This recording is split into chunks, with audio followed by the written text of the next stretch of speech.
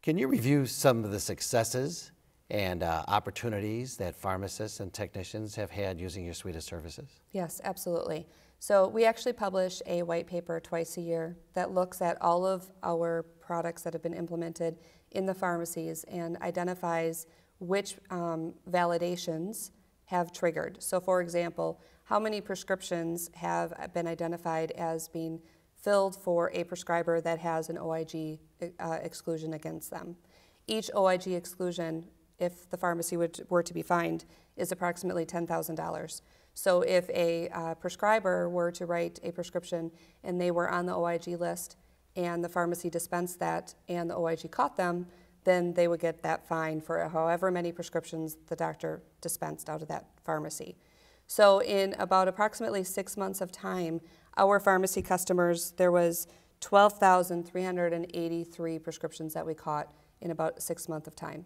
So if we extrapolate that out, that's almost $12.3 million that we hopefully prevented them from being fined or audited on. It ultimately is the pharmacy's decision whether or not they want to follow our guidance on that. It's their operational guidance that they implement versus our direction that they implement. So we suggest that they do not fill that prescription if the doctor or prescriber is on the OIG list. Another example, especially with the opioid epidemic that we have right now, are all of the DEA alerts that we do.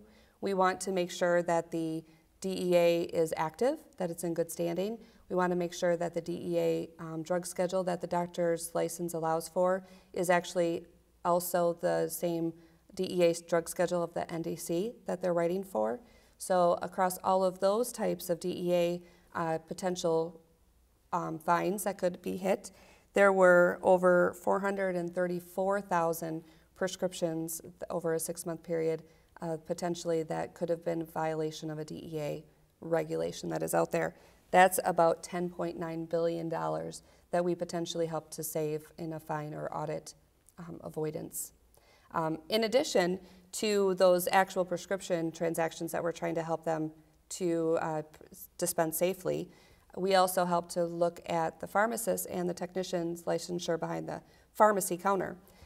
We are actually worked with a pharmacy recently to do a test, and they sent us a file of about 200 or so pharmacists. And 60% of them, we found that they should not be behind the counter. So we asked them if they sent us a garbage file, did they try to test us? Did they try to tell us, give us bad data so that we could tell them that it was bad data? I'm like, no, we didn't. So it's really important to make sure that your employees are also licensed. Otherwise, the government can claw back that revenue as well, or that prescription sale as well. So we try to work with everybody to make sure that we're helping them from an ROI perspective and to keep them safe from those fines and audits. In conclusion, IQVIA has been in the pharmacy industry since 1954, and we are continuously trying to protect pharmacies from those fines and audits around prescribers. Pharmacies must do their part to verify the prescriptive authority of prescribers, and they must perform those routine audits to make sure that those prescriptions are actually able to be dispensed. IQVIA